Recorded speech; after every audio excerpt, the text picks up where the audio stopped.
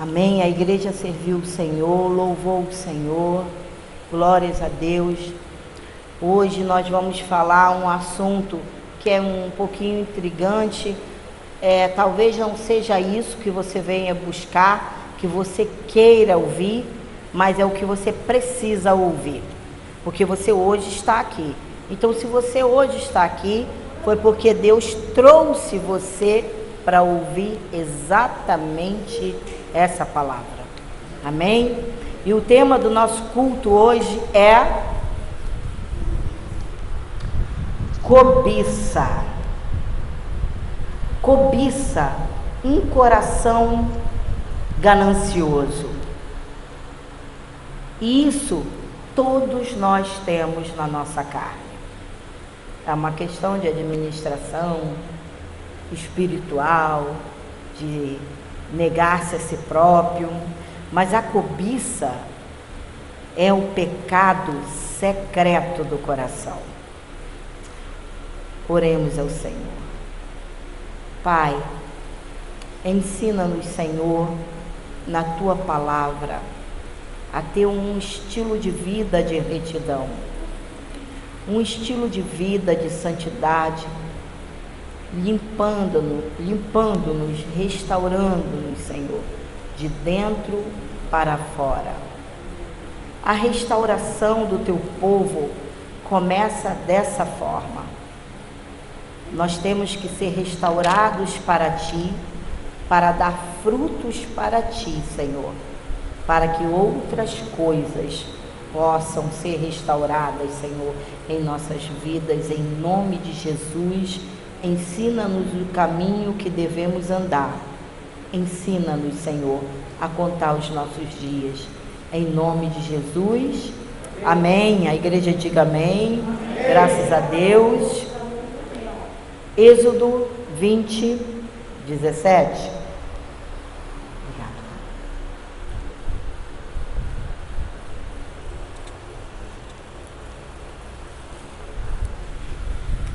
Não cobiçarás a casa do teu próximo, não cobiçarás a mulher do teu próximo, nem seus servos ou servas, nem seu boi ou jumento, nem coisa alguma que lhe pertença.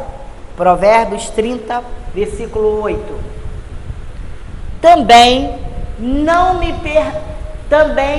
me permitas viver em extrema pobreza, nem em grande riqueza. Concede-me o sustento diário necessário. Amém? Em Êxodo, o Senhor estava dando uma ordem. Não cobice a mulher do próximo, não cobice o gado do próximo, não cobice a casa do próximo. E aí Salomão diz: não me permitas viver extrema pobreza, mas me dê o sustento que eu necessito, o sustento diário. Por que ele estava dizendo isso? Para que eu não peque diante de ti. E em uma sociedade materialista, precisamos sempre adquirir mais coisas. A cobiça é o pecado secreto do coração. E muitas vezes nossa mente é invadida por mensagens que dizem: você não tem tudo o que precisa e nunca vai ter. Não é assim? Não é assim? É dessa forma. Os anúncios da televisão também jogam essas mensagens na nossa mente, no nosso coração. Os anúncios da internet fazem isso conosco. Na verdade, nós temos tudo o que nós precisamos, o que Deus liberou para a nossa vida. Mas Provérbios diz que dai-me o pão que me for necessário. E isso é um clamor revigorante do coração nesses tempos de consumismo.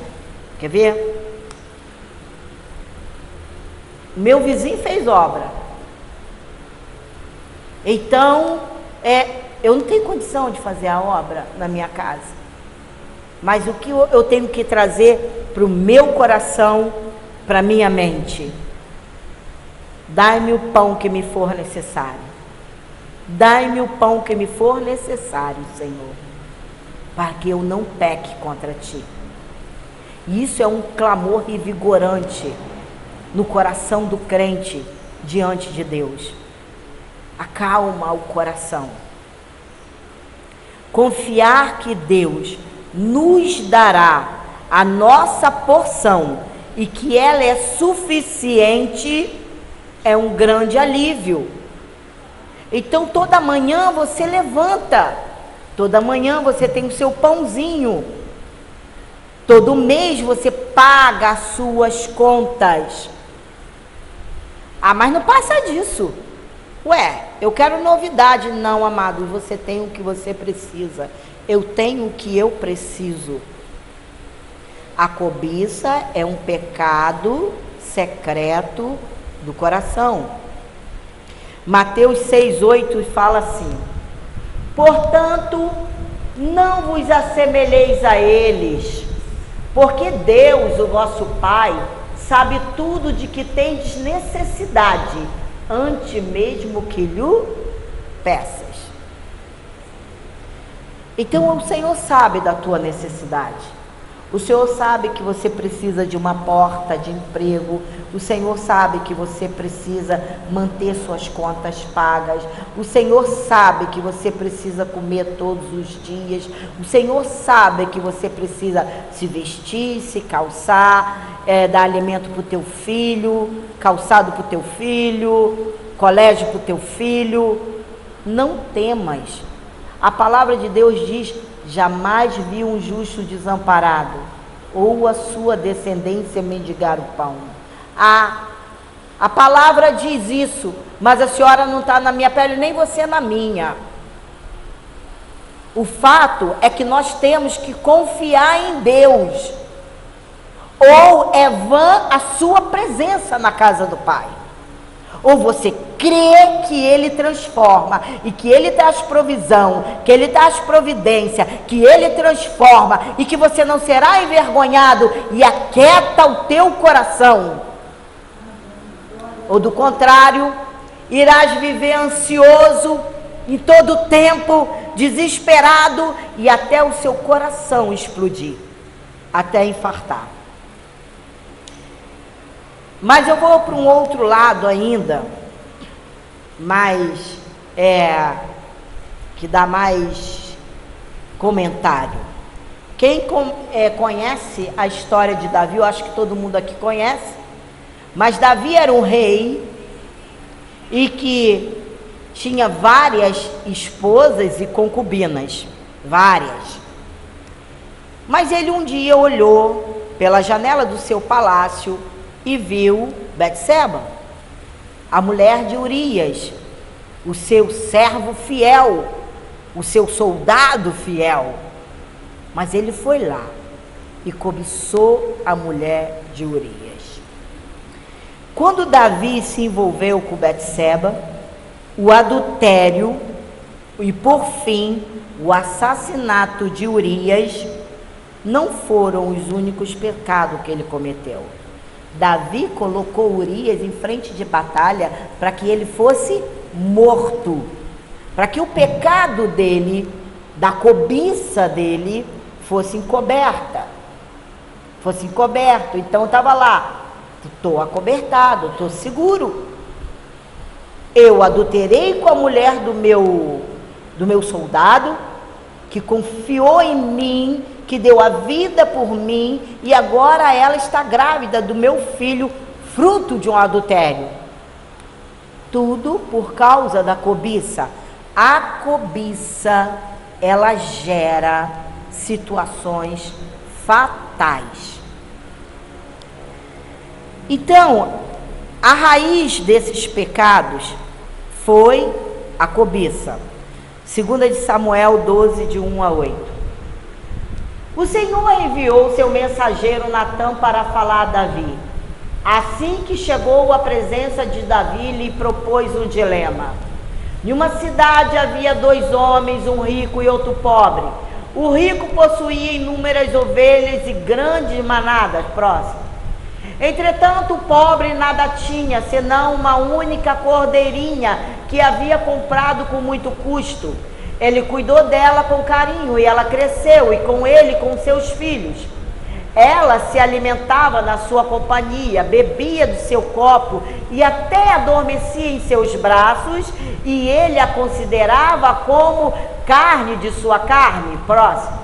Certo dia, um forasteiro chegou à residência do homem rico, mas este não quis lançar mão de uma de suas próprias ovelhas ou de seus muitos bois, a fim de oferecer-lhe uma refeição. Em vez disso, tomou a cordeira que pertencia ao pobre e a serviu ao visitante. No mesmo instante, Davi se encheu de ira contra aquele forasteiro e afirmou a Natã: juro por Yahvé, o nome do Senhor, que o homem que cometeu tamanha impiedade merece a pena de morte. Antes, porém, deverá pagar 4 vezes o preço da cordeirinha, porquanto agiu sem misericórdia. Então Natã revelou a Davi: esse homem és tu. E assim diz Yahvé, Deus de Israel: eu te ungi rei de Israel. Eu te salvei das mãos de Saul. Eu te dei o palácio e as mulheres do teu senhor. Eu te dei a casa de Israel e de Judá. E se isso não fosse suficiente, eu haveria acrescentado muito mais. Então o adultério de Davi estava encoberto aos olhos de todo o reino, menos do Senhor, porque nada é encoberto que não venha ser revelado. Deus lembrou a Davi de todo o povo, poder e prosperidade que ele havia recebido. E continuou dizendo: se isto fora pouco, eu teria acrescentado tais e tais coisas. As consequências de um coração e olhos ingratos que continuam sempre querendo mais podem ser fatais. Davi não teve o coração grato nesse momento. Ele olhou para a mulher de Urias e quis possuí-la. Sentiu aquela tal química, mas ele não pensou: meu palácio está cheio, tenho mulheres e concubinas. Ele não pensou. Ele não foi lá no 10º mandamento: não cobiçarás. Então, para libertar o seu coração, o nosso coração da cobiça, eu chamo a atenção da igreja para as seguintes instruções. Número 1. Arrependa-se de seu descontentamento. Em Filipenses 4, 11, 12, o 11 diz assim: não vos declaro isso por estar necessitado, porquanto aprendi a viver satisfeito sobre toda e qualquer circunstância. Sei bem o que é passar necessidade e sei o que é andar com fartura. Aprendi o mistério de viver feliz em todo lugar e em qualquer situação, esteja bem alimentado ou mesmo com fome, possuindo fartura ou passando privação. Amados, nós temos que aprender isso, a viver contente em toda e qualquer situação. E quando nós aprendemos a viver contente, nós estamos dizendo para Deus: eu creio em Ti. Eu sei que as Suas promessas ainda serão realizadas na minha vida. ainda na terra dos viventes. Mas quando você fica desesperado de um lado para o outro, eu não sei viver com pouco, eu não sei viver com menos do que isso, mas a multiplicação de Deus entra na quantia que for, ela entra, porque Ele multiplicou pães e peixe. Somos crentes que não podemos ler a palavra de Deus como se fosse fábula, mas que seja uma verdade, verdade literal na nossa vida. Então, eu estou passando um momento difícil, um momento que bateu na minha porta a adversidade, e aí? Vamos ficar reclamando, nos lamentando como os muros, de lamentações de Jeremias? Isso não glorifica a Deus. Isso não glorifica a Deus. Você está chamando Deus de mentiroso. Olha que forte. Você está chamando Deus de mentiroso. Quando você deixa de acreditar nele, põe os olhos na situação. Não estou dizendo que você tem que brincar com a sua situação, MBB. Você tem que ser responsável.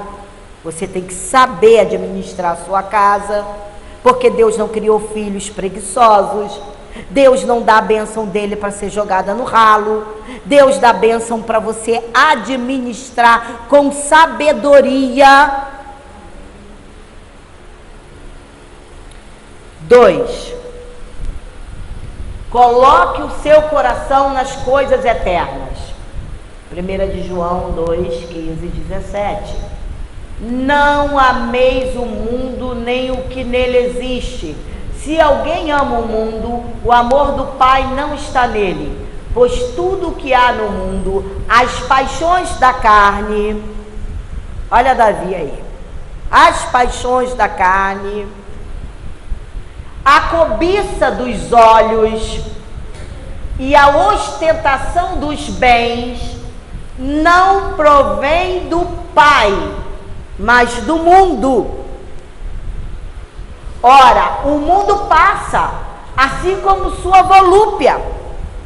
Entretanto, aquele que faz a vontade de Deus permanece eternamente. Então, não tire os teus olhos, coloque o teu coração nas coisas eternas. Ele, sem demora, entrará com socorro na tua vida. Ele, sem demora, abrirá a porta que você precisa. E quiçá você vai ter uma porta muito maior do que você está esperando. Apenas confie. Apenas confie. Todos nós passamos desafio na vida. Todos nós temos conta de cartão de crédito para pagar. Então, quando ele diz assim, a cobiça dos olhos. O que é a cobiça dos olhos? É o que você, quando fica doido para ter um cartão de crédito, nossa, faz um monte de contrato lá de cartão de crédito, financeira, aí vai chegando aquela enxurrada de cartão de crédito e você fica rindo, que nem pintinho no lixo, achando que está com tudo. Achando que, eu agora, tô bem na fita, cartão de crédito, aí passa pelas lojas, meu cartão paga. Eu vou pagar, eu vou comprar, eu vou levar. E aí, quando chega a fatura, você vai pagar? Tem que pagar. Porque Deus diz na sua palavra: a ninguém fiqueis devendo coisa alguma, exceto o amor, porque esse nós seremos devedores até a eternidade. Agora, não vamos sair por aí pegando o nosso cartão de crédito. Olha, se ele te faz tropeçar, trate de quebrar. Fique sem ele. Porque nossos antepassados nem isso sabiam, não tinha isso. E viviam muito bem, obrigado. Mas se você tem o seu cartãozinho, preserve, porque ele tem que ser fonte de bênção para a tua vida e não fonte de maldição. Então, cuidado com a cobiça dos seus olhos. Você precisa ter para viver e não ter para ostentar. É antibíblico. Amém? 3. Confie que Deus cumprirá as suas promessas. Sabe, antes de chegar a esse ponto, voltando ao anterior, não precisa voltar. É que quando você começa a praticar tais coisas de ostentação, de querer ser o que você não pode ser, de agir com irresponsabilidade, você simplesmente está entregando a sua vida para o anticristo. Porque essa é a ação do anticristo para todos os povos, principalmente para a igreja de Jesus. Fiquem atentos a isso, porque todas essas estratégias de olhos de cobiça, coração ganancioso, são estratégia do anticristo. Cuidem-se, protejam-se, coloque o escudo da fé, coloque a palavra de Deus na tua vida, porque você não precisa mostrar para ninguém o que você tem e o que você não tem. Você tem que viver a tua vida com Deus. Amém? Então, em terceiro lugar, confie que Deus cumprirá suas promessas. Filipenses 4:19 fala assim: mas o meu Deus suprirá todas as vossas necessidades em conformidade com suas gloriosas riquezas em Cristo Jesus. Ele suprirá ou não suprirá? Então, Ele é fiel para suprir cada uma das nossas necessidades. E Hebreus 13:5, aplauda o Senhor, glória a Deus, aplauda o Senhor, Ele é digno. Seja a vossa vida desprovida de avareza, alegrai-vos com tudo o que possuis, porque Ele mesmo declarou, por motivo algum te abandonarei. Recebe isso no teu coração, porque é a palavra do Deus vivo. Por motivo algum, é algum, motivo algum, é esse mesmo que você está pensando aí. Nem por esse motivo Ele vai te abandonar. Nunca, jamais te desampararei. Amém? A palavra de Deus é fogo, é martelo que esmiuça a penha. E você tem que confiar nessa palavra. Porque você vai voar como a águia e vai entrar nos santos dos santos e vai adorar o Eterno. Amém? 4. Submeta-se ao plano de Deus para a sua vida. Ah, qual é o plano de Deus para a minha vida?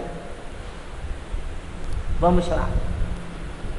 2 Coríntios 9, de 8 a 10, fala: certo que Deus é poderoso para fazer que toda graça vos seja acrescentada, a fim de que em todas as áreas da vida, em todo tempo, tendo todas as vossas necessidades satisfeitas, transbordeis em toda boa obra.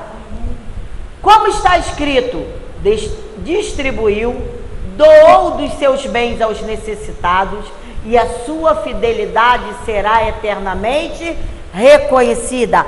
Um copo d'água a um desses meus pequeninos, tu serás bem-aventurado.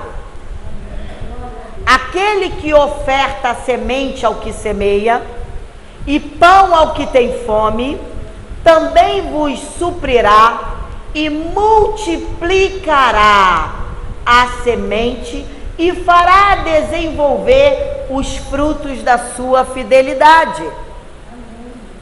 Então, abre o teu coração para as coisas eternas e celestiais.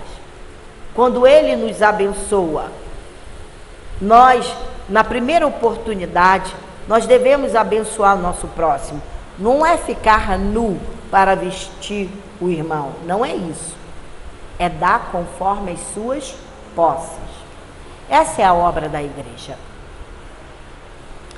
Então, em contrapartida do descontentamento, o contentamento, Deus providenciou um caminho para que você fosse resgatado de uma eternidade no inferno. Portanto, Ele é suficiente para suprir suas necessidades nesse mundo. Nós temos que ser transformados, e isso é de dentro para fora. Temos que jogar todo aquele lixo que nós recebemos, do que eu posso ter. Uma pergunta: você teve? Ou quem teve foram eles? Você teve? Porque o nosso coração estava agarrado nas coisas terrenas e não nas coisas eternas. Porque nas coisas eternas ninguém pode tirar de você. Ninguém. E você se transforma como um homem e uma mulher de Deus, para louvor da glória de Deus, e alegra o Espírito Santo de Deus. Amém? Ser cristão é isso. Ser cristão não é você chegar com salto 15, com a boca vermelha, com os brincos enormes, com os braços cheios de ouro, porque é a líder. A líder tem que chegar assim. Quem disse? Quem falou? E onde está escrito? Se o próprio Cristo andava igualzinho os discípulos dele, ele andava da mesma forma que os discípulos dele. Para aquele guarda, aquele soldado, descobrir quem era Jesus, ele perguntou a Judas: quem é o mestre ali? De tão parecido que o mestre era com os discípulos, ele falou: aquele que eu beijar a face. Então isso é algo que foi estabelecido pelo homem para chamar atenção, para criar cobiça no teu coração. Não façam isso, isso não é bíblico. Sabe por quê? Quando você não pode ser igual, cria uma inveja. E quando temos inveja, deixamos de crer que Deus sabe o que é melhor e que suprirá as nossas necessidades. Diferente disso, nós temos que ter um coração grato, gratidão. Lembre-se de que uma pessoa agradecida é humilde e está sempre voltada para Deus, enquanto o coração ingrato é repleto de orgulho e está sempre voltado para si mesmo. O coração grato, ele vê a situação negativa, mas ele diz: o meu Deus, segundo sua riqueza em glória, há de suprir em Cristo Jesus cada uma das minhas necessidades. E o coração ingrato: o que vai ser da minha vida? Eu não quero isso, eu quero mais que isso, a minha vida tem que ser mais que isso. Não será.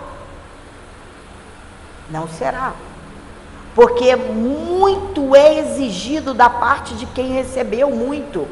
Se Deus revela no seu coração como você tem que andar, Ele vai exigir mais de você. Você não é uma pessoa que como que se fala? Tá ali, coitado, não sabe de nada, não é inocente. Você não é inocente. Você conhece a palavra. Então submeta-se à palavra. E prosperidade. A verdadeira prosperidade consiste no quê? Muito dinheiro? A verdadeira prosperidade consiste em um bem-estar total e depende de um estilo de vida de retidão. A prosperidade que vem de Deus é reservada para aqueles que fazem a vontade de Deus. Lucas 12:15.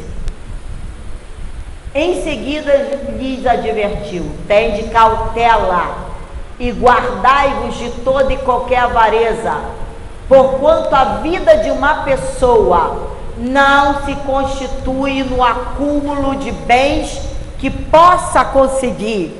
Viu? É a palavra que está dizendo. É a palavra que está dizendo.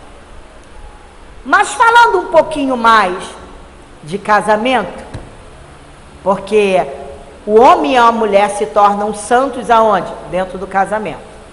Porque são duas pessoas diferentes. Então é ali que eles vão se tornar santos ou não. A nossa geração desaprendeu o exercício da paciência. Não sabemos mais lidar com as crises. Desistimos de lutar pelo casamento ao primeiro sinal de turbulência. O mais sério é que o divórcio e o novo casamento não são uma solução segura para essa insatisfação. Pois as estatísticas provam que depois de 10 anos, mais de 70% das pessoas que se casam novamente desaparecem. Descobrem que o segundo casamento foi pior do que o primeiro. E isso é um mito da grama mais verde. Eu não estou falando, há suas exceções, mas sabe aquela grama mais verde? Que casal, nossa, queria que a minha vida fosse assim. Que casal, gente que tem educação um com o outro. Nossa, meu marido é cavalo, grosso. Você não vive dentro da casa do casal. Você não sabe como esse casal vive. Você não sabe se ele está representando. E se for assim? O problema é deles, glória a Deus pela vida deles. Trate de cuidar do seu, porque é da sua grama e da sua cisterna que você tem que beber, e é da sua grama, ela tem que estar regada com oração, para ficar mais verde, verde, verde, para que você não tenha que olhar para a grama do vizinho. A grama do vizinho não é mais verde do que a sua. É uma espécie de insatisfação crônica com que se tem e uma busca ilusória daquilo que é proibido. Isso é cobiça. É achar que a vida está pulsando do outro lado do muro, e que o desconhecido é sempre melhor do que o que possuímos. Não é. Não é. É ilusão. Essa é uma miragem falsa, tem levado muitos cônjuges, muitos, para um pântano pestilento da infidelidade, para o calabouço da culpa e para o abismo do divórcio. Nós temos que ser firmes na palavra de Deus. Sentiu o sentimento contrário do seu marido, da sua esposa? Amigo, amigo, amigo. Joelho no chão, como diz minha mãe, joelho no chão, cara no pó, rosto no pó, e vai buscar uma solução em Deus para isso. Porque Deus é contra o divórcio. Deus é contra você tratar sua mulher mal, seu marido mal, e olhar para a grama do vizinho. Achar que o outro, até um casal que aparece na internet, somos um casal nota 20. Olha, nós temos a unção de Deus para a sua vida. Tem nada. A unção que eles estão querendo é o teu bolso. Tem nada disso. Não existe essa perfeição. Não existe. É tudo igual. O que diferencia é que você é de Deus e que você tem que trabalhar a tua vida, as tuas emoções, o teu casamento, a vida do teu próximo. Eu não amo mais minha esposa. Trate de buscar este amor. Ah, mas trate de buscar. Vai buscar na palavra. Porque do contrário, meu irmão, você não está apto à obra de Deus em coisa alguma. Não pode pegar nem a cadeira do santuário para limpar. E a bandeira que deve tremular em todo relacionamento conjugal é o proclamado nas Escrituras. Queridos, pode ser que você esteja aqui, eu não vim aqui para ouvir isso. Eu não quero, mas é o que você precisa ouvir. Porque quando eu fiz esse sermão, era o que eu também precisava ouvir. Era o que eu precisava internalizar aqui, nas minhas emoções.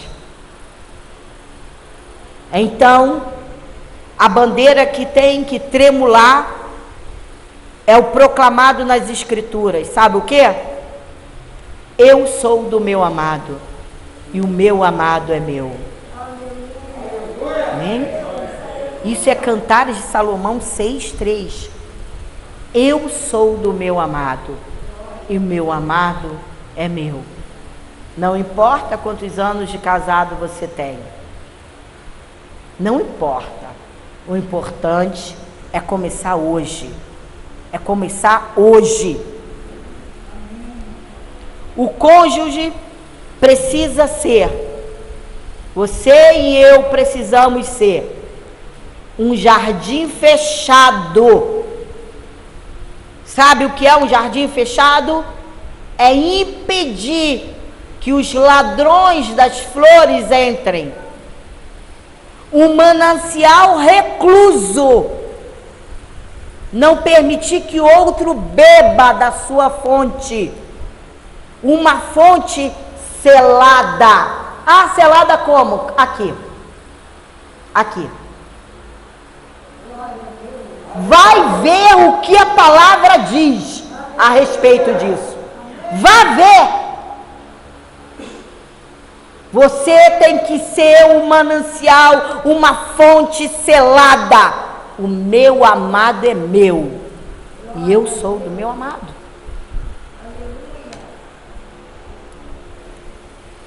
Nós somos filhos de Deus que devemos ter a alegria do poder, alegria de poder repreender, rechaçar a cobiça em todas as áreas de nossas vidas. Isso em todas.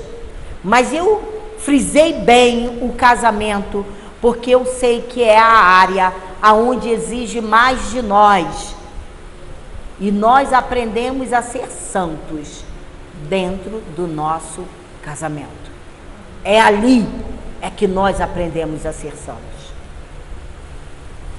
A nos santificar, porque é ali que vem as provas.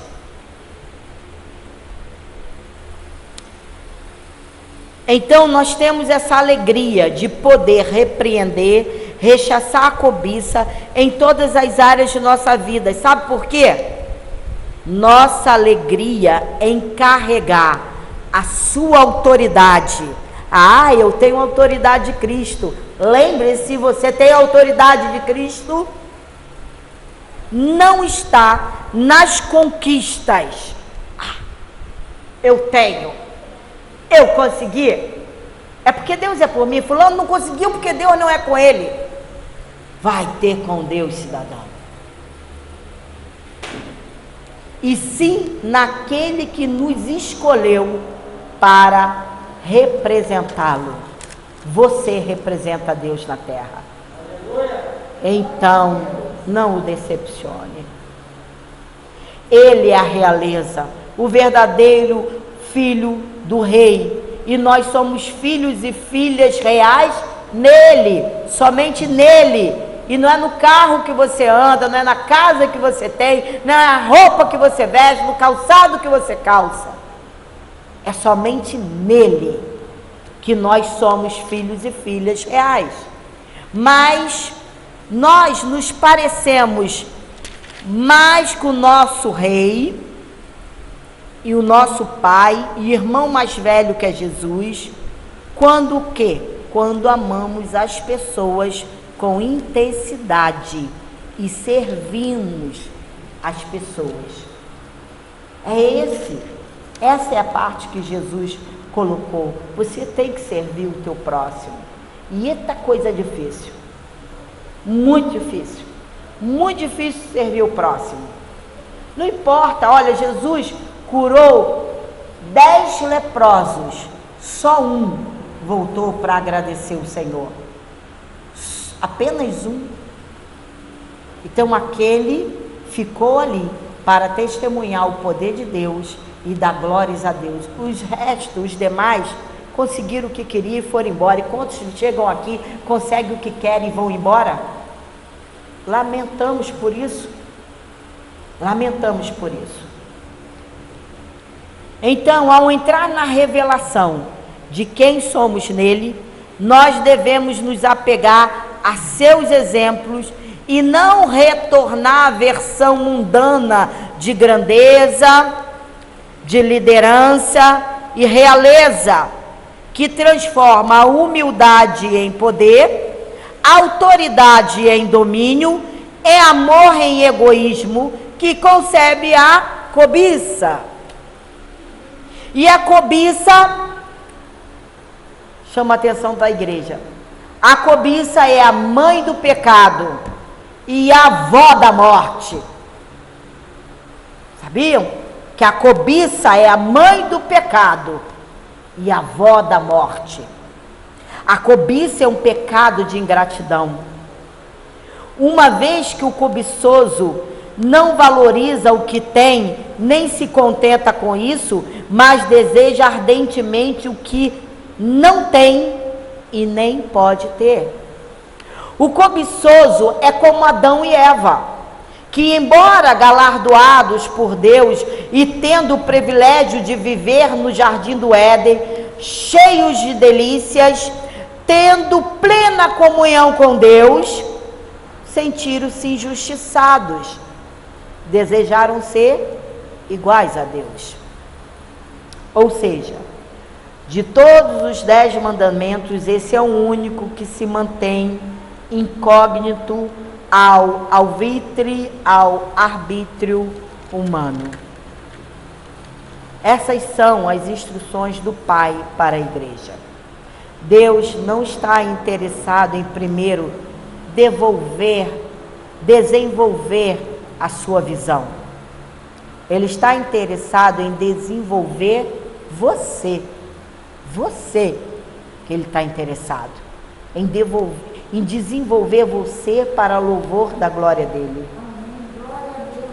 Seja qual for sua idade ou época de vida, é preciso imensa coragem para desacelerar a si mesmo o suficiente para deixar que Deus desenvolva um sistema de raízes em sua vida, para que você possa produzir frutos que permaneça. Compreenderam? Você está onde está, porque Deus plantou você nesse lugar. Você tem um emprego que você tem, mas odeia o teu emprego. Você tem a casa que você tem, mas odeia a tua casa.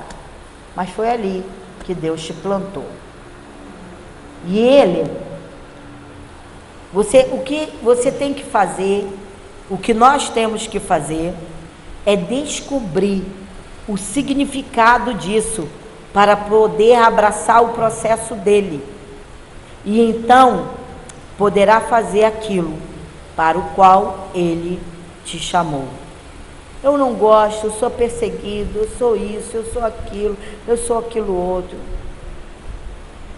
Há algo significativo na tua vida ali naquele lugar. E você tem que descobrir por quê. E você tem que descobrir para que Deus comece a trabalhar na sua vida, naquilo que Ele projetou para você. Amém? Amém? Graças a Deus. Aplaudo o Senhor. Glórias a Deus. Aleluia. Então, vamos trabalhar isso na nossa vida. Você, eu, temos que ser transformados. Cobiça é algo que destrói a vida do cristão. O cristão tem que ter satisfação em Deus. Amém? Levante as tuas mãos. O Senhor te abençoe e te guarde. O Senhor faça resplandecer o seu rosto sobre ti e tenha misericórdia de ti. O Senhor sobre ti levante o seu rosto e te dê a paz. A graça do Senhor Jesus Cristo, o amor de Deus e a comunhão do Espírito Santo sejam com todos nós. E a igreja que está sendo desenvolvida pelo Espírito Santo, num sistema de raízes para produzir frutos permanentes para a glória dele, diga amém, amém e amém. Graças a Deus, glórias a Deus por sua vida, glórias a Deus por você entender esse culto, amém? Glória a Deus.